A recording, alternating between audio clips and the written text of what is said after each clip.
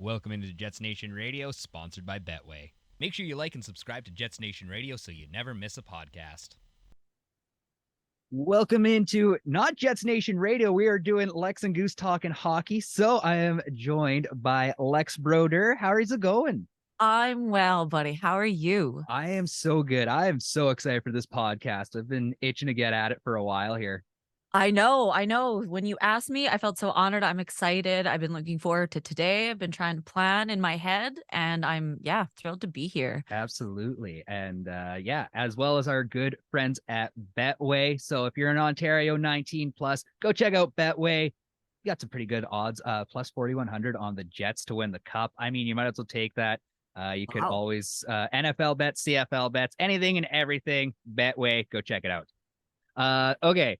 As a few things happened today in the NHL, and I figured let's just get to those.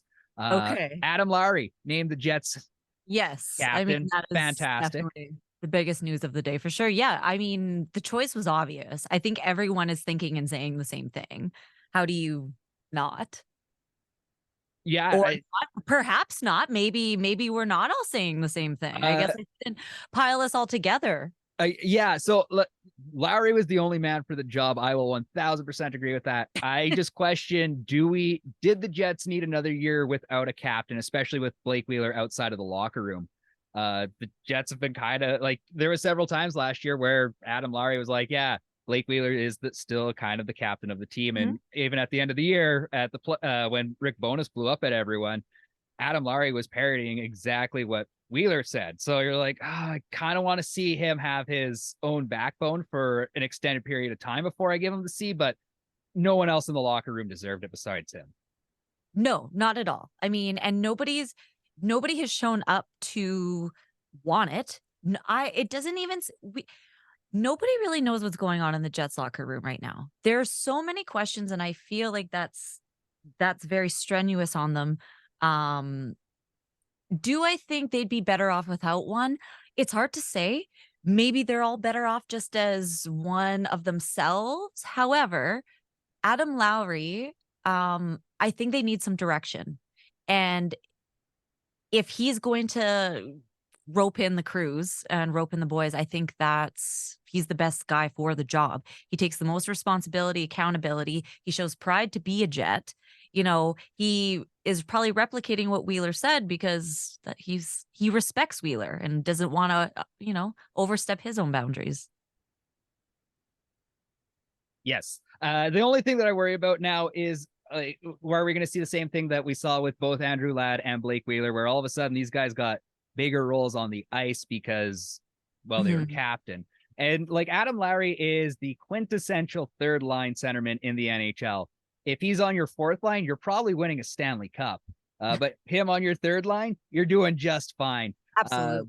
So I'm worried that they're going to try to push him into one of those higher roles because, only guys like McDavid and Matthews can be captains because, it's all these young superstars that are wearing the letter now. Right. Yeah. There has been many cases in the NHL we've seen where players have been thrown the captaincy and their gameplay has diminished. Their by goals, their morale has diminished. You've seen teams almost fall apart with captains and have taken a step back. Do you remember? Now we're going back. I'm dating it about 12 years to 11 years ago now when they signed Luongo as captain. Do you remember that? Yeah, I do. And so Vancouver had Luongo as a captain, but he was the locker room and he was the guy that everyone turned to. And I think it's pretty obvious that's exactly who Lowry is to everyone. I think people hold him in a very high regard. And especially when there's so much, we've been hearing a lot of how negative the locker room has been as of the last few years. And maybe Lowry's the one that's really trying to keep the clan together. So I hope.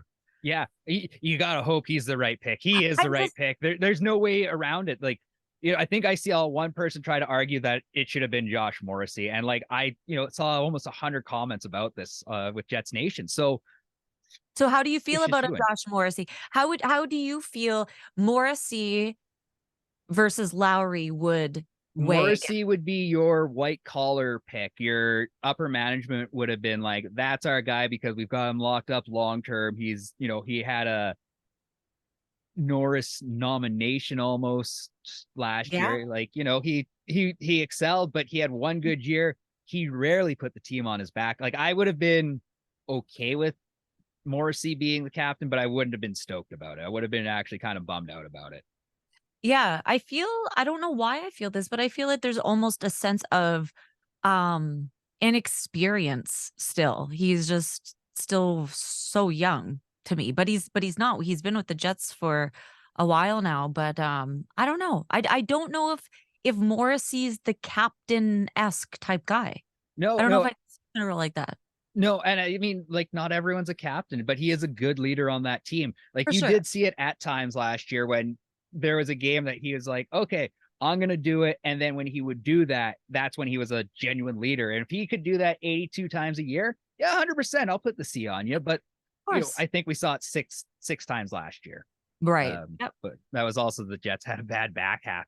So, They sure did. Yeah. yes. Mike Babcock and Okay, Spittin' I Chicklets. was gonna say, I wonder if and it's funny you mentioned that because I just read that before we started what all the kerfuffle was about today. So Yeah. So what are your thoughts on this? Because like Babcock is an interesting personality within the NHL. yes, very much. And seems like he's getting more and more interesting as the years progress, or we're learning more about him, perhaps. Uh I don't know how I feel about it because I read Boone Jenner's statement about it, like Columbus's captain, and he said, "No, it was super normal. Like there, I feel comfortable with getting to know him and showing and sharing pictures of my family. Didn't seem anything weird about it, but." There's apparently confirmation from a lot of guys saying it felt super uncomfortable and as it was like an invasion of privacy. Yeah. Because like I would hate to roll into work tomorrow, have my boss be like, yo, let's see what's going on your phone. And like, can you I give me 5 minutes first? And then like, yeah, absolutely. I'll show Yeah. you the photos of my cat and what I get up to on the weekend, but I don't need you also seeing what I get up to on the weekend late at night. Well, that's just it, and, that's what I was wondering, was he showing just, like, the phone as a whole, or were players supposed to show him pictures? Like, I'm the situation is weird, but I also read that in Toronto, when he was in Toronto, there was a similar situation, he did the same thing. Yeah, and no one thought it was odd then though. So No, yeah. yeah, he's just one of those guys. He loves to put a guy on a spot and just see what happens. Like Yeah, he likes he's to just intense mess with that way. people as much as possible. Like he's just a sick human being. Let's just be honest about the guy. I mean, Mike Babcock's a very intense human being, and I don't think his coaching style is for every player. I have heard about players who have I mean, I've heard he's not good for mental health in the locker room as far as a coach goes. Um, and players have never wanted to work with him again. But he's so insanely intelligent with the sport. Um, he has gotten us he's gotten us Olympic medals, and he's good at what he does. See, and I almost There's a reason question he's like making $10 million a year, I is guess. is he actually that good, or is he just a guy that gets really good teams? I mean, I could have coached that Detroit team back in the late 20s and like I could have done that. That's fair, that's fair. Yeah, does he get lucky? I mean, maybe, but he also makes moves on those teams and he conditions those players as well. So you can't say he doesn't take credit for any of it. There's gotta be some good. I just don't think that I think he's not for everyone. He's not the players aren't going to. And I think the younger the players, the more up and coming players are never ever going to attach to his coaching style. Oh, not a chance. I've worked No. for like when I was pipelining, I worked for a guy like that, and me and the other young guy just shut right down, and Oh some of the yeah. old guy just what an asshole. I'm like, yeah, I don't blame you because I don't want to No, do anything, and I no. try to take pride in my work. Exactly. And when you see that old school way of thinking, or you shut down, you want to rebel against that, be like, well, no, screw Yeah. you. Yeah. So Right. yeah, very interesting. And I mean, I'm not sure if you read Paul Bissonnette's words towards Babcock, but they were very fruitful. Yeah. Well, Yeah, it sucks that he's the only guy that's a former NHL player besides PK Subban that actually has a personality. So I it's know. like Well, it wouldn't take much for that guy to just get superseded by really anyone. Just show up. yeah, I know. Well, hey, Sean Avery, man, But that man's I love Sean Avery. Don't get me of wrong, course. but do we need another guy that just yap yap yap yap yap? Like sometimes I just want an intelligent conversation from a guy that will yap at you a little bit. Like, Yeah, like the smart ass comments, yeah, um, I want good takes, but I also, I want a little chirping. It just, well, of yeah, course. I mean, there's always room for character and comedy. You know what? Does Brad Marchand, as much as I do not like the ratty little man, um, he he's almost like he's a good Sean Avery. yeah, He's a really good hockey player, but he knows how to run his mouth, and he's kind of like, well, I'm good, so it doesn't even matter. Like, what are you gonna do about it? And yeah. yeah. And he's doing great. I It love. makes the game fun, and it's fun for the fans, it's fun for the teams, right? And it gives personality to the sport, for Yeah. sure. Oh, Yeah. absolutely. Like the amount of money that I would spend if we got like NHL plus and it just like we got to have hot mics all the time. Like I know these guys would definitely get run out of whatever their city they're Oh, in, but there there'd would be a just be league. some good stuff. Oh, for sure. Hundy P, yeah. Yeah. Like, and I would spend like $40, $50 a month just to watch that. Just that's not a bad business idea there. Yeah. Listen, I know Gary Bettman's going to listen to this. So yeah, let's make it happen. Hey, I'll Gary. take the chances. I'll defend the players when they go home so they don't get in trouble when they say the terrible hockey things that they say. Yeah. We should hire someone to just do dubs, comedic dubs over them. There we go. There we Yeah. go. Yeah. They're making things happen here. See? Yeah. Yeah. Easy. All right. Earlier this summer, Austin Matthews would sign the largest AAV in league history. When McDavid and Draisaitl need to re-sign, are either of them going to surpass that 13-4? Yes. Yeah. I mean, unless, yes, I do think that, and I think that is not, I think that's happening in every sport, not just the NHL, is if you see the headlines in the MLB, the NFL, I don't know, I don't want to say per season, but maybe several times a season, you see more than one guy sign the highest contract of that league's history. And it's because the salary caps are going up and we're paying players more and we're just paying these stars way more. Matthews, $53 million over a 4-year span. Like in hockey, that's insanity.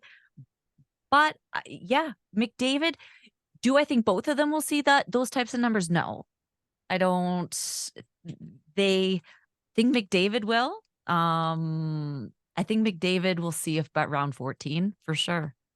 They're not going to let him go. You don't think he pulls a good old Crosby move and just like, obviously he's still going to take 10 plus, but not take something that would absolutely ruin the team so that way he can have the great players around him? Because like I know that the cap is going up in the next couple of years, like between $8 and $10 million. Like we got to remember that. Yeah, exactly. So yeah, and you got to see like where the team, needs to spend that money. That, yeah, I mean they could definitely split it. But I just see something very similar to what Toronto did, sort of like a core group of guys. I think, yeah. I don't know. I see it happening. I just do. I do. He'll take it if he want. Yeah, I see it happening. I don't know. Yeah. Yeah. Well, I mean, like about it. it doesn't matter what McDavid signs; he's still going to be underpaid. Yeah. Yeah. For- Yes. yeah. I mean, there's punk asses in the NBA making 88 schmil a year. Oh, I know. It's unbelievable that they're not marketing these guys better. I'm still mad that they don't market. Like, we should be Yeah. in states like Nebraska and just making a fuss about the NHL. So I think that's I where, know. yeah. Yeah. I was just, yeah, in the MLB, for example, like $450 million contract. I mean, who needs that kind of money Yeah. anyway? Who needs $500 million? Yeah, screw that. No, I don't know, dude. Salary cap's going up. These players, these stars are just they're getting these numbers. I'd have to like honestly sit down at like Edmonton's roster and see what could be done, but I see them shelling out for the star for sure. Oh, 100. Yeah. Especially as an Oiler, like yeah. Yeah, they Oil take pride. And I mean, like, Daryl Cates loves his boys, so you know that they're gonna be, Yeah. yeah, if they Plus, don't. Connor McDavid is like best friends with Nickelback now. So they're I don't think he's going anywhere anytime soon. He might just buy up the town of Hannah for just There you funsies. go. Actually, talking I'll about the put your salary cap, farm. uh, the Jets, like almost all of their contracts, minus Kyle Connor and Josh Mm, Morrissey's, like all of those contracts expired. Are they going to be like in the worst possible spot when it gets to that point? Because is going to want a big piece of that pie of $10 million in the next 2 years. it's everybody is. And the numbers are quite astonishing. So I did go and do a little bit of some reading and some homework, and it really does put the Jets in a very tough situation in the next couple of years. And it makes you wonder why Chevy's still not doing anything. And why are we sitting and waiting? Especially on a guy like Shifley, especially on a guy like Helly. Well, what do you trade for Hellebuck though? That like where because like Cheveldayoff almost has to win a trade, otherwise he feels like he's Yeah. been robbed somehow. But You know like, what he won? Nito Rider is I personally is the best move the Jets have done in a long time. absolutely, I love the guy. Yeah. yeah, yeah, and like you bring in a guy like that, but the Jets didn't even overpay for him, not even close. They got him for a steal. And that guy, and speaking of like passion and pride to be a Jet, he loves the city. You know, like you can see that he enjoys being on the ice, and you want to see stuff like that. Like you Yeah. don't want to go to these games and watch these guys who don't want to be there. Oh, So yeah, like this team really feels like they are that core of people that legitimately like being in Winnipeg. yeah, and that's what we want. Yeah, Yeah, absolutely. you just need a good mix of Minnesotans and Europeans, I guess. That's the key to success in Winnipeg.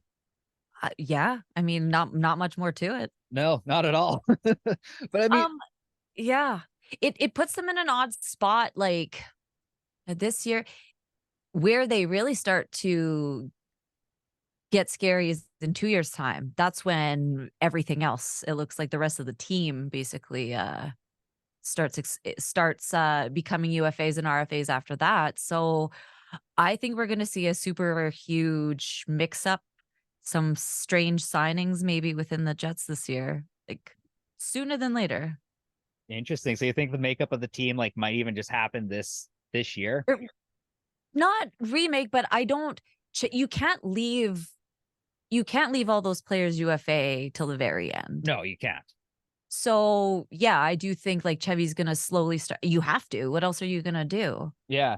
So I mean, like Mark Scheifele should be super easy to trade, especially once like cap dollars get figured out a little bit later in the season, like December. That guy should be moved out relatively easily. Yes, which is unfortunate because I'm one of the. I love Scheifele. He's been my favorite. He's my daughter's favorite. Um, I hate to see him go, but he's worth so much, and Jets could do big things. Yeah, trading him now, and I think Hellebuck is. I think the exact same thing about Hellebuck too. Yeah. So the is so without Connor and Scheif and Mark, are the Jets even a playoff team? Well, that depends. I mean, who do can't Yeah. you What who do you get back? I guess sure. that's the real question. I mean, I guess it depends. But if you're trading for futures, let's say futures and prospects. Then no, I'd say then now we're talking about rehauling the team almost. Yeah. Right? Yeah. Like and that's kind of what I was getting at is in like 2 years time, like this year, yeah, this year is critical to try and figure out where these guys are going because there's some core guys you know, are going to be up for grabs next year and then the rest of the team is going to fold. So yeah, it's going to be a big rehaul if you look at prospects. So if the Jets are going to do anything, they got to do it this year and keep their guys while they can, like their core. Their yeah. Yeah. Well, who'd you say is the core right now?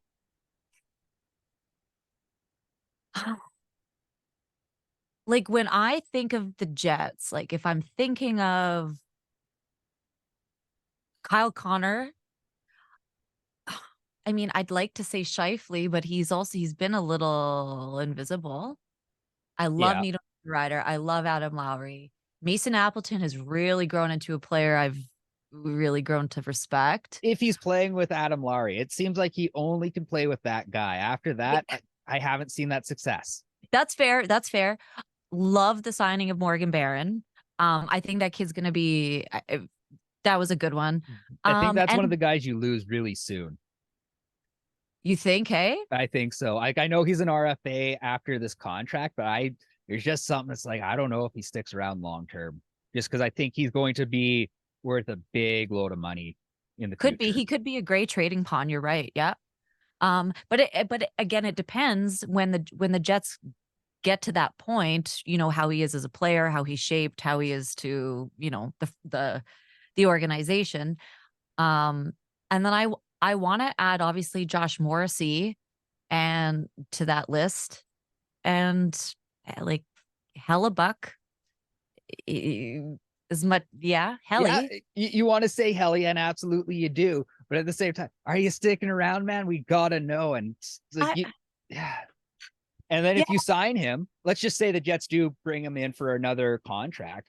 I mean, if you end up paying him $9 million, so all of a sudden you've eaten $3 million up of that new cap space. But they signed Brodeur, but they brought up a bunch of other goalies too. Believe in the offseason they signed another goalie or two. Colin Delia was your only other goal, and Arvid Holm. No? Right. I can't remember the. Now I'm blanking hard here. But yeah, Colin Delia. I thought it was Brodeur and two others. I might have missed one in the mix then. I know I'm counting, and I'm and I'm counting Helly. These guys, all of the contracts with the goaltenders end in 1 year. Right. So you have to sign all of your goaltenders. Let's say let's say Hellebuck goes down, but the Jets have a long playoff push and he decides to stick around with the team. So he gets paid more. Laurent Brossoit carried the team. Now he wants to get paid more. Colin Delia, if he has a great Moose offseason or great season with the Moose, he signs for more. And then you've got your two young guys in Milich and DeVicentes. So like, yeah, you're gonna, yeah. So like, there's a long list of guys here. But if Connor Hellebuck's gonna stick around, I mean, you're gonna take the guy absolutely. Well, are you taking him for $9 million? I think so. If you could convince him to do $9 million for the next, well, I guess it'd have to be a bridge deal, especially with money going up. But if you could do a 2-year deal with $9 million per, and you convince Connor Hellebuck that you're a Stanley Cup contender, but again, we'll see what happens with this year because there's a lot of young question marks like Rasmus Kupari and even Cole Perfetti at this point. You're like, what are you going to do, buddy? Are you going to stay healthy and contend? And I hope he does because I was going to say Perfetti too he's fun to watch. Here's how I feel about Hellebuck, and when I started seeing these goalies and the signing of Brossoit, if the Jets were smart, and if I was in the position, I would start looking at New Jersey to start doing some deals with, because New Jersey's goaltending situation isn't the best. They have a bunch of young guns that could be sent, that have been put together great. Love watching New Jersey. They are such a young organization. But I think the Jets probably could use a little bit of, they would need some more young guys on the back two lines. So I don't know. That's just how I feel. I pers do I don't know if Connor is a $9 million goalie, because like you said, are you going to convince him he's a Stanley Cup contender at this point? Probably not. Maybe. Yeah. And it depends what we get in return. What kind of, but a team like New Jersey has, the room to pay something like that. Whereas the Jets could make more moves than they have been. Yeah, they definitely could make moves. New Jersey's an interesting team because, if they got that piece of Connor Hellebuck, and if he really turned it on for the playoffs and didn't have to carry the team into the playoffs, yeah, that might be a different story, and that could be your 2025 Stanley Cup winners right there. There you go. Yeah. I mean, yeah. Crazier things happened. They sure have. Yeah, Connor Hellebuck to New Jersey. I think that's not a bad fit. I mean, Detroit would probably also be sniffing around there because the Weiser plan is allegedly working. But yet to see any success, but one day maybe. Yeah. All right. At the end of last season, are the Jets better now or are they worse? Are they bad or are they worse? I don't. Do you mean that by what we did in the off season? Yeah. Like from, if you compare the Jets, right after game 5 of the playoffs versus where they are right now as an organization, are they better or worse?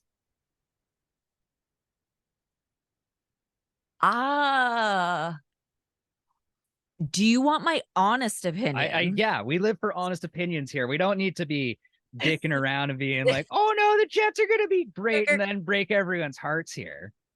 No. I mean, I try to be a realist.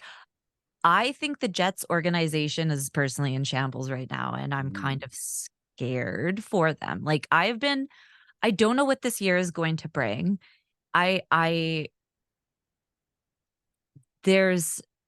Bonus was so upset at them, like seeing his emotions pour through, like at the end of the playoffs. There's so much frustration, and I feel that there's so much hostility, and I'm worried that is still leaking into the locker room, and that's being demonstrated on the ice. And that's why I'm shocked that one of the people who's often been mentioned, Mark Scheifele, just a common name, almost a common denominator name that keeps popping up. It's kind of strange that he's not going anywhere, because when the season starts and the boys go to the locker room, is that negativity still going to be oozing out of everybody? Is Bowness coming in with a new fresh state of mind? I don't know.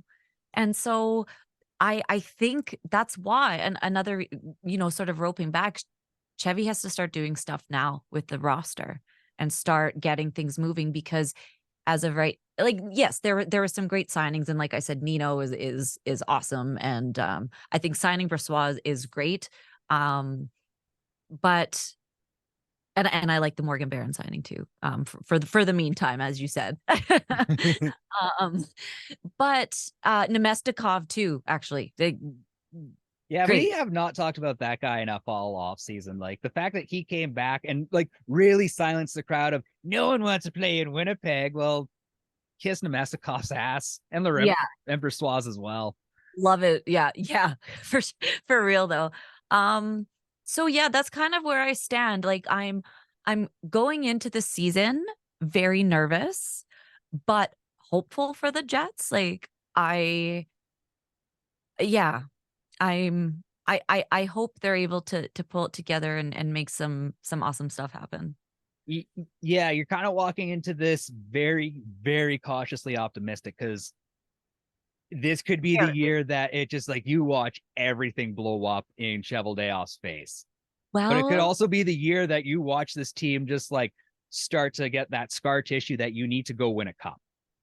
there you go. I couldn't have said it better myself. Honestly, that is the sentiment 100%. Yeah. Like, yeah, it sucks because you're absolutely right. Like this team, you look at what Bonus said and how broken that man was. And like you're doing that to a guy that's on the verge of retirement, right? Like, how could you disappoint Rick Bonus? Your grandfather. Could you disappoint your grandfather like that? I couldn't. oh my goodness. I know. Like you want to go hug him after that. It's like, Yeah. be okay. I promise. Yeah. We'll Yeah. get these guys to work harder in the next playoff game. Yeah, he pulled on my heartstrings. Well, the whole situation was very hard to watch. Yeah. Yeah. But yes. And it's gonna be quite an interesting year. Yeah. And I mean, I think the thing with Rick Bonus, and I don't know how the guys are going to react into the room, but he's got a stipulation in his contract where he doesn't need to fulfill the third year. He can just be let go at the end of this season. Like, all right, guys, going to be like, hey, whatever, old man Bones, we don't care. We're going to listen to Scott Arneal. Well, or just totally disregard everyone and just be dicks. So I don't know. I mean, I how do you feel about Chevy? How do you feel as his placement right now as a GM and the Jets organization? He should be in way hotter water with the manager, with the ownership. Really, it's he wins trades, which is amazing. Like you go through his history, he's lost one trade, and like that's definitive. And that was to get Logan Stanley, which on paper made a lot of sense at the time. But just because you win trades doesn't mean that you've increased the value of the team since 2018, 2019. The Jets are a middling team. They're stuck in, we can't get better than this and we can't get worse than this. And there's no worse place to be. Like, look at Minnesota. How long have they been in this perpetual hell? Yeah. Years. Yeah. And now just finally, like, I remember the signing of Zach Parise and Ryan Suter, and that was supposed to shape the team into the Stanley Cup contender. And Zach Parise broke my heart when he left New Jersey to go to Minnesota. But him and Suter, they signed at the time. I believe Suter was signed the biggest contract at the time, which was in and around $8.5 million, $8 million. Ooh. So yeah. And they kind of went off without making a noise at all. So yeah, the big signings and winning trades and stuff like that, it only does go so far. Like, yeah. Right? Yeah. And I get it. You're in Winnipeg. No one wants to, like, really, no superstar wants to come here and sign. So you have to really entice people. I get there's only so much talent that you can have in Winnipeg, but you can still make it happen. You don't just have to be like, oh, well, it's hard, so I'm just going to take my 9 weeks to be at the cottage out in Muskoka. I wish there wasn't such a negative stigma around playing here. I mean, I remember when there was talk about the Coyotes or the Thrashers coming back, when it was still just very up in the air. And there was talk, Ilya Brizgalov was like, oh, I don't want to go there. People call it a shithole all the time. And again, when you have guys that want to play here and show pride about this team, I mean, wouldn't you think that would entice people to want to play here? Yeah, you would think, especially like veterans like Nino Niederreiter. This franchise. Yeah.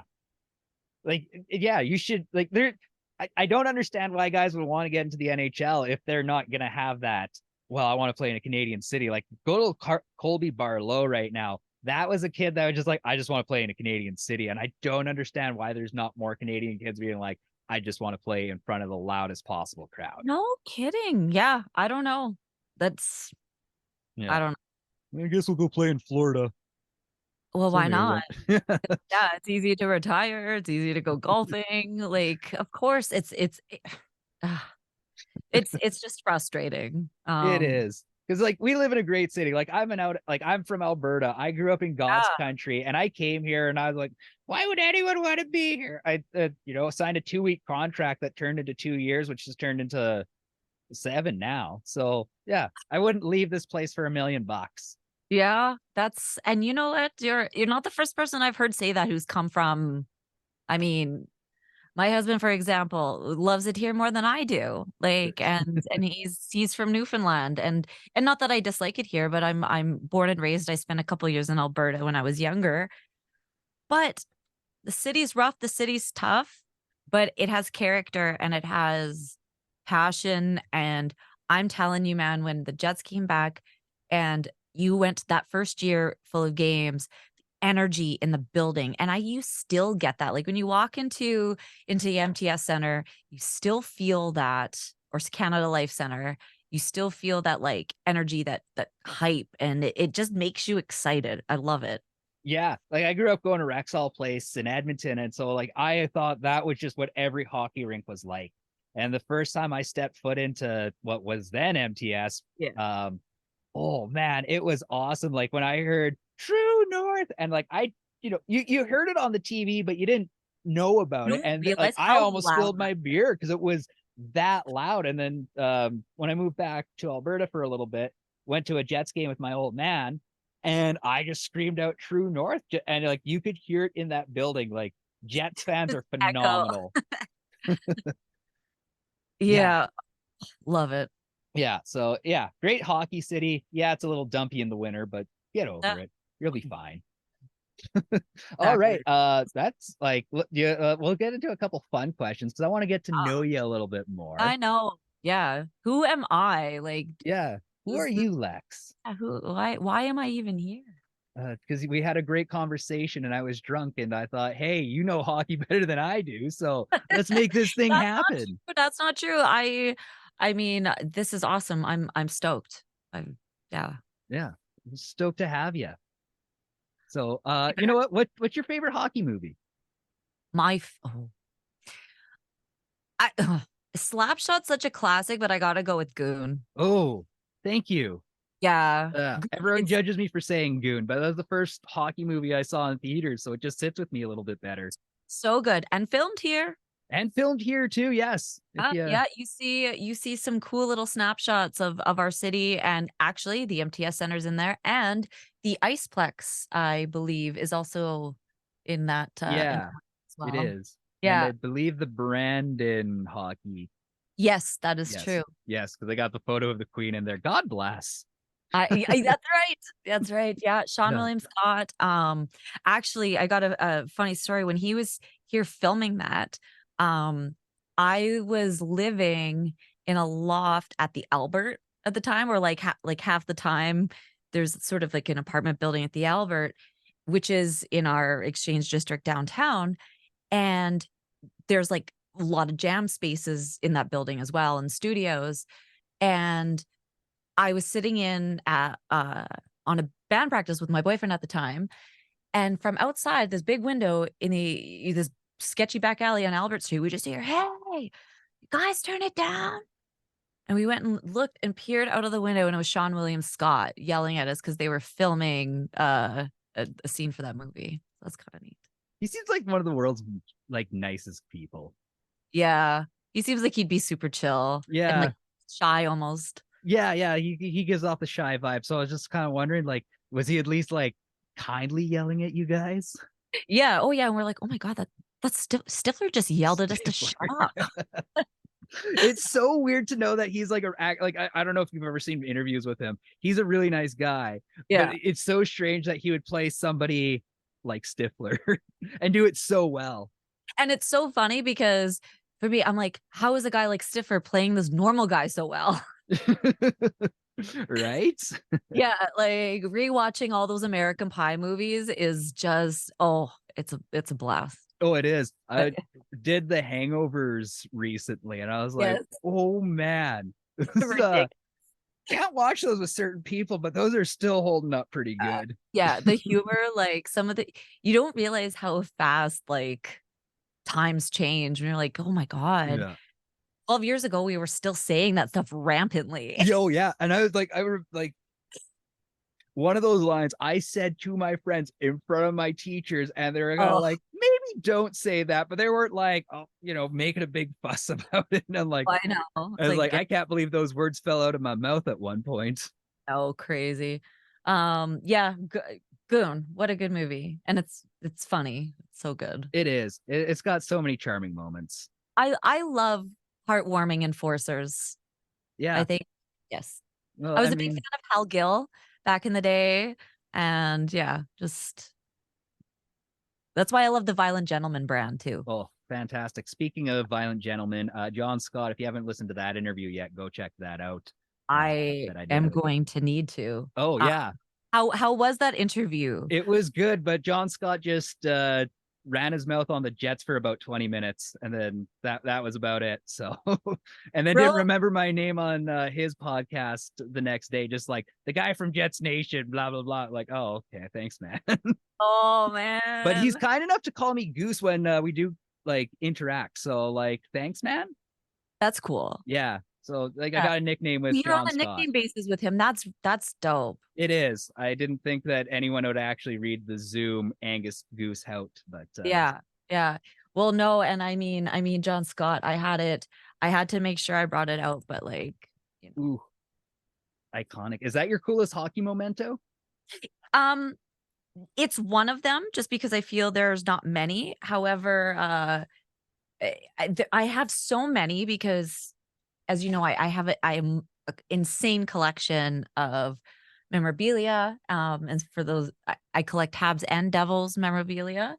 One of the coolest things that I have, show you, because it's portable and I can show you, is this is actual ice from the Prudential Center in this little puck here. That was put in there on Marty's jersey retirement on February 9th, 2016. So it's game used ice from his retirement ceremony. Dang, that's cool. So that's one thing. The other thing is I have a framed Marty Brodeur jersey in their vintage colors. So the green and red with Marty as the number 29 instead of the number 30. And it's because what a lot of people don't know is Marty played his first 3 games in the NHL as the number 29. So I have that signed, and I have that in a big shadow box with a certificate of authenticity. So that is probably definitely my pride and joy. Yeah, I have slept in your basement once, and I looked Stared at that at thing it for way too long. Mostly trying to think, how can I move this out of here without her noticing, so I can get away, probably to Mexico at least before. Yeah, I have my a Yager jersey signed with a certificate when he played with. It's a Devils Yager jersey that I was ultimately hoping to do the same thing with, like put it in a big shadow box and have Marty and Yager beside each other, because let's be honest, the 2 goats for real. Yeah. But I haven't had a chance to yet. And it's funny because we're in the process of getting our house ready to sell. Our realtor was over the other day and he saw my Yager jersey. He's like, "Oh, that's a beautiful item." I'm like, "Oh, thanks." He goes, "Well," I said, "I actually just got it appraised." He goes, "Yeah." He goes, "Well," and it said, "Yeah, if it was framed, it's see about $850. I said, "It's about $500, $550. He goes, "Well, if you want to tip your realtor with something," I'm like, "Oh yeah, I'll just give you this Yager jersey for sure." But realtors can piss right off. They make so much on commission. Just charge more, you dink. He is too. Funny. But yeah, I've got so many cool things, but those are definitely the tops for sure. Yeah, I'm pretty jealous of both of those jerseys, and the ice is pretty damn cool. I'll give you that. Ice is cool. It's yeah. I got nothing half as cool as that. I've got a signed Oscar Clefbaum jersey hiding in my closet, but I'm going to give to one of the gals at Oilers Nation. So, oh, that's awesome. Yes, I don't have the letter of authenticity, but there's a stain of mustard from my dad when he wore it one time. So I think that makes it way more legit, though. Oh yeah, absolutely. If you ever meet my dad, he's a legit goat. Well, judging by your character, I can absolutely believe that he is. Yeah. Yeah. Oh yeah, Pete's a beauty. I love him. Like Mr. Hout. How do I refer to him as, or Like, maybe just he- goat. He's just Pete in my book. So I think that's what he's been going by. Pete. Perfect. Yeah. And if I'm getting this wrong and he's listening, he's probably just irate. He's like, damn it. I want him to call me Peter.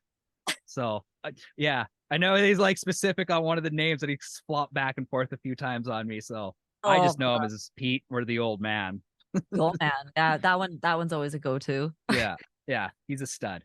We appreciate awesome. everything and all of his support because really Jets Of Nation course. wouldn't be alive without him and Absolutely. all of his good work. So if you want to thank anyone for Jets Nation, it's my dad. Pete, And also, oh yeah, round of applause. round of just applause. Simply for you. Yeah. Because yes, Yeah. you're helping Goose do some awesome stuff. Doing great stuff here.